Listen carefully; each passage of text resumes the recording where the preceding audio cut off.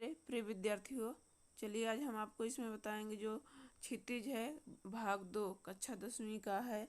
तो ये जो पाठ 11 है राम वृक्ष बेनीपुरी, तो इसका जो है इसमें ये रेखा चित्रेक है जो कि लिखे हैं बाल गोविंद भगत।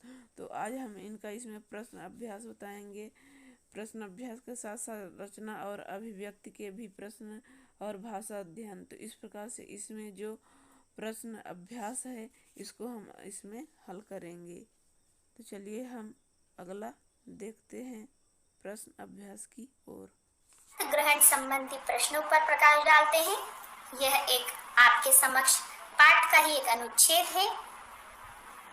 पहले हम अनुच्छेद को ध्यान से पढ़ेंगे, फिर इसमें से पूछे गए प्रश्नों का उत्तर देंगे। बेटे की क्रिया कर्म में तूल नहीं किया तो पतोहू से ही आग दिलाई उसकी, किंतु ज्यों ही श्राद्ध की अवधि पूरी हो गई पतोहू के भाई को बुलाकर उसके साथ कर दिया। यह आदेश देते हुए कि इसकी दूसरी शादी कर देना। उधर पतोहू रो रो कर कहती, मैं चली जाऊंगी तो बुढ़ापे में कौन आपके लिए भोजन बनाएगा, बीमार पड़े तो कौन एक चुल्लू पानी भी देगा। मैं पैर पड़ती हूँ, मुझे अपने चरणों से अलग नहीं कीजिए। लेकिन भगत का निर्णय अटल था, तू जा नहीं तो मैं ही इस घर को छोड़कर चल दूंगा। यह थी उनकी आखिरी दलील, और इस दलील के आगे बेचारी की क्या चलती। आइए बच्चों, अब हम इसके पहले प्रश्न पर चलते हैं। पहला प्रश्न है, क्रिया कर्म में आग किससे दिलाई गई? जिसका उत्तर है बच्चों, क्रिया कर्म में आग पतोहू से दिलाई गई। प्रश्न नंबर दूसरे में, पतोहू के भाई को बुलाकर क्या आदेश दिया गया? जिसका उत्तर है, श्राद्ध की अवधि पूरी होते ही पतोहू के भाई को बुलाकर यह आदेश दिया गया कि इसकी दूसरी शादी कर देना। इसी क्रम में तीसरे प्रश्न की ओर हम बढ़ते हैं। तीसरे प्रश्न में, भगत जी के समक्ष पतोहू की विवशता का कारण बताइए।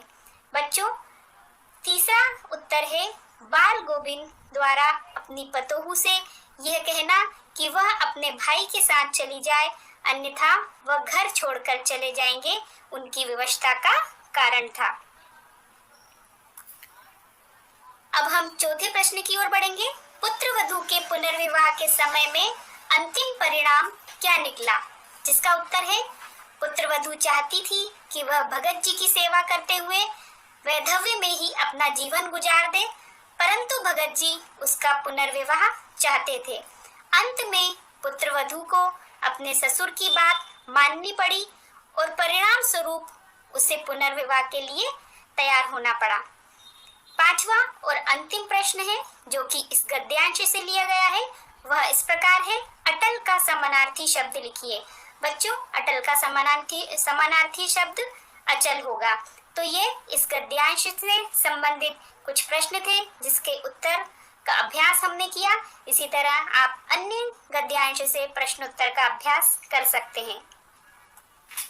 अब हम कुछ वस्तुनिष्ठ प्रश्नों पर प्रकाश डालेंगे। वस्तुनिष्ठ प्रश्नों के क्रम में अब हम सबसे पहले सही विकल्प चुनिए। सही विकल्प चुनकर आपको 4 उत्तरों में से एक उचित उत्तर का उत्तर लिखना होगा।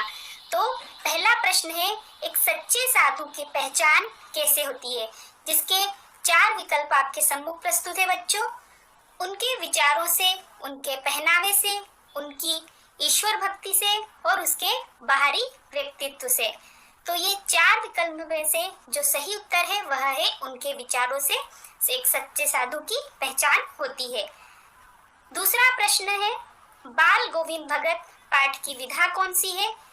रेखा चित्र, कहानी, निबंध या आत्मकथा? जिसका सही उत्तर है रेखा चित्र। अगला प्रश्न है, बेनीपुरी जी ने निम्नलिखित में से इस पत्रिका का संपादन नहीं किया। तो इसके 4 उत्तर आपके समक्ष हैं। इसका उचित उत्तर क्या होगा वो आपको लिखना है। पहला है किसान मित्र, दूसरा युवक, तीसरा सरस्वती और चौथा जनवाड़ी। जिसका सही उत्तर है सरस्वती। बाल गोविंद भगत किसे साहब मानते थे? जिसका उत्तर है रामानंद को, बिरजानंद को, नंददास को और कबीरदास को। तो इसका सही उत्तर होगा कबीरदास को। बाल गोविंद भगत सब चीजों को किसकी संपत्ति मानते थे? तो जिसका उत्तर है साहब की, अपनी, ईश्वर की, जमींदार की। इन चार उत्तरों में से सही उत्तर है साहब की। अब हम कुछ रिक्त स्थान की पूर्ति पर नजर डालते हैं, जिसमें पहला है सुबह सुबह बाल गोविंद जी रिक्त स्थान गाते थे। तो जिसके दो उत्तर हैं आपके समक्ष, भजन या गाना। तो इसका सही उत्तर है भजन। भादों की रात कैसी होती है?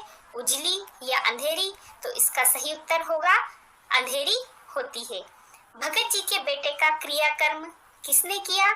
इसमें रिक्त स्थान में आएगा बहू ने या पोते ने। तो इसका सही आएगा बहू ने। भगत जी का व्यवसाय क्या था? इस रिक्त स्थान के अंतर्गत दो विकल्प आपको दिए गए हैं, खेती या दुकानदारी। तो इसका सही विकल्प खेती है। भगत जी रिक्त स्थान के पद गाया करते थे, कबीर के या रहीम के। तो इसका सही उत्तर है कबीर के पद वे गाया करते थे। सत्य असत्य लिखिए। अब कुछ कथन आपके सम्मुख है बच्चों, उसमें से सत्य कथन कौन सा है और असत्य कथन कौन सा है, यह आपको इनको पढ़ के समझ के और इसका सही उत्तर देना है। यह 1 अंक के प्रश्न परीक्षा में पूछे जाते हैं। तो पहला कथन है भगत जी का गोदी में पीवा चमक रहे सखियां गीत लोगों को चौंकाता था। यह सत्य कथन है। भगत जी भजन गाते समय ढोल बजाया करते थे। यह असत्य कथन है, क्योंकि वो ढोल नहीं खंजरी बजाया करते थे। भगत जी का बेटा बुद्धिमान था। यह असत्य कथन है, क्योंकि भगत जी का बेटा बोधा अर्थात मंदबुद्धि था। बाल गोविंद भगत के गीतों में प्रभु मिलन का भाव होता है। ये बिल्कुल सत्य कथन है। बाल गोविंद भगत गंगा स्नान के लिए जाते थे। यह एक सत्य कथन है। आइए बच्चों, अब हम एक वाक्य के उत्तर की ओर बढ़ते हैं। इन प्रश्नों के उत्तर जो कि आपको एक वाक्य में देने हैं वह इस प्रकार से हैं। बाल गोविंद भगत जी अपने बेटे के मरने के बाद अपनी बहू की दूसरी शादी क्यों करवाना चाहते थे? तो बाल गोविंद भगत जी अपने बेटे के मरने के बाद अपनी बहू के सुखद भविष्य के लिए उसकी दूसरी शादी करवाना चाहते थे। दूसरा प्रश्न है कार्तिक मास आने पर बाल गोविंद भगत क्या करने लगते थे? तो इसका उत्तर है कार्तिक मास आने पर बाल गोविंद भगत प्रभात फेरी शुरू करने लगते थे। तीसरा प्रश्न है तेरी गठरी में लागा चोर मुसाफिर जाग जरा। इस पंक्ति में मुसाफिर किसे कहा गया है? तो इसका उत्तर होगा इस पंक्ति में मुसाफिर मनुष्य को कहा गया है। चौथा प्रश्न है बाल गोविंद भगत किसे निगरानी और मोहब्बत से ज्यादा हकदार मानते थे? तो बाल गोविंद भगत कमजोर व्यक्ति को निगरानी और मोहब्बत के हकदार मानते थे। राम वृक्ष बेनीपुरी का पूरा साहित्य बेनीपुरी रचनावली कितने खंडों में प्रकाशित है? जिसका उत्तर है राम वृक्ष बेनीपुरी का साहित्य बेनीपुरी रचनावली 8 खंडों में प्रकाशित है। आइए बच्चों, कुछ हम पाठ्य पुस्तक के प्रश्न अभ्यासों पर नजर डालेंगे, जिसमें पहला प्रश्न आपके सम्मुख प्रस्तुत है। खेती बाड़ी से जुड़े गृहस्थ बाल गोविंद भगत अपनी किन चारित्रिक विशेषताओं के कारण साधु कहलाते थे? जिसका उत्तर है बाल गोविंद भगत बेटा पतोहू से युक्त परिवार, खेती बाड़ी और साफ सुथरा मकान रखने वाले गृहस्थ थे। फिर भी उनका आचरण साधुओं जैसा था। वह सदैव खरी खरी बातें कहते थे। वे झूठ नहीं बोलते थे। वे किसी की वस्तु को बिना पूछे प्रयोग नहीं करते थे। वे खामखा किसी से झगड़ा भी नहीं करते थे। वे अत्यंत साधारण वेशभूषा में रहते थे। वे अपनी उपज को कबीरपंथी मठ पर चढ़ावा के रूप में दे देते थे।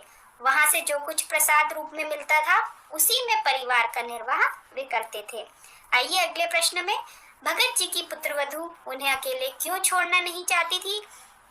जिसका उत्तर है भगत जी की पुत्रवधू उन्हें अकेले इसलिए छोड़ना नहीं चाहती थी क्योंकि वह उसके पास रहकर उनकी सेवा करना चाहती थी, उनके लिए भोजन का प्रबंध और बीमारी में सेवा टहल करना चाहती थी। अगला प्रश्न है भगत जी ने अपने बेटे की मृत्यु पर अपनी भावनाएं किस प्रकार व्यक्त की? इसका उत्तर है भगत अपने बेटे की मृत्यु पर आनंद मनाने की बात करते हैं। उनका मानना था कि आत्मा परमात्मा के पास चली गई, विरहणी अपने पिया के पास चली गई, सिरहाने पर एक चिराग जला दिया और उसके सामने ही एक आसन पर बैठकर गीत गाने लगे और अपनी पुत्र वधू को भी उत्सव मनाने को वे कहते हैं। अगला प्रश्न है, बाल गोविंद भगत के व्यक्तित्व और उनकी वेशभूषा का अपने शब्दों में चित्र प्रस्तुत कीजिए। तो इसका उत्तर है, बाल गोविंद भगत कबीरपंथी, मझोले कद के गोरे चिट्टे आदमी थे। उम्र 60 के ऊपर है, बाल पके थे, लेकिन साधुओं की तरह जटाजूट नहीं रखते थे। कपड़े कम पहनते थे, कमर में लंगोटी और सर पर कबीरपंथियों की सी कनपटी टोपी थी। जाड़े के मौसम में काली कमली अर्थात कम्बल ओढ़े रहते थे। मस्तक पर रामचंदी चंदन तथा गले पर तुलसी की माला वे पहने रहते थे। बाल गोविंद भगत की दिनचर्या लोगों के अचरज का कारण क्यों थी? बाल गोविंद भगत अपने जीवन के अंतिम दिनों में बीमार रहने लगे थे। उनका स्वास्थ्य दिन प्रतिदिन बिगड़ता जा रहा था, फिर भी उन्होंने अपने नियम नहीं छोड़े। दोनों समय स्नान करना, दोनों समय नियमित रूप से गाना और खेत खलियानों की देखभाल करने संबंधी दिनचर्या को देखकर लोग अचरज से रह जाते थे। अगला प्रश्न है, पाठ के आधार पर बाल गोविंद भगत के मधुर गायन की विशेषताएं लिखिए। तो इसका उत्तर है, बाल गोविंद भगत के गीत की विशेषताएं निम्न प्रकार से हैं। उनका स्वर धीरे धीरे ऊंचा होने लगता था। स्वर एक निश्चित ताल और गति के चढ़ाव से आगे बढ़ता हुआ श्रोताओं के मन को भी ऊपर उठा देता था, जिसे सुनकर सभी झूमने और नाचने लगते थे। बाल गोविंद भगत के पाठ का उद्देश्य एवं संदेश लिखिए। जिसका उत्तर है बच्चों, बाल गोविंद भगत के पाठ का उद्देश्य सामाजिक रूढ़ियों पर प्रहार करना व ग्रामीण जीवन की सजीव झांकी से परिचित कराना है। बाल गोविंद भगत का संदेश यह है कि हमें मानवीय सरोकार व मानवीय मूल्यों का महत्व देना चाहिए। हमें व्यक्ति के बाहरी दिखावे या वेशभूषा को महत्व बिल्कुल नहीं देना चाहिए। हमें ईश्वर के व्यवहारिक पक्ष को महत्व देना चाहिए। तो ये थे प्रश्न अभ्यास के प्रश्नोत्तर। अब हम भाषा अध्ययन पर आते हैं। भाषा अध्ययन में एक प्रश्न पूछा है बच्चों, इस पाठ में आए कोई 10 क्रिया विशेषण छांट कर लिखिए और उनके भेद भी आपको बताने हैं। तो मैं सबसे पहले आपको क्रिया विशेषण किसे कहते हैं वह बता देना चाहती हूँ। जो शब्द क्रिया की विशेषता बताते हैं या जो शब्द या शब्दांश क्रिया की विशेषता बताते हैं या क्रिया का बोध कराते हैं वे क्रिया विशेषण कहलाते हैं। तो कुछ पाठ में आए क्रिया विशेषण यहाँ आपके समक्ष प्रस्तुत हैं और उनके भेद भी आपको लिखे गए हैं। इन सभी को आपको अपनी अभ्यास पुस्तिका में लिखना है। जैसे धीरे धीरे स्वर ऊंचा होने लगा, इसका भेद है क्रियावाचक क्रिया विशेषण। जब जब इसका प्रयोग होगा वह जब जब सामने आता, तो इसका भेद होगा बच्चों कालवाचक क्रिया विशेषण। थोड़ा का है थोड़ा बुखार आने लगा, इसका भेद है परिणामवाचक क्रिया विशेषण।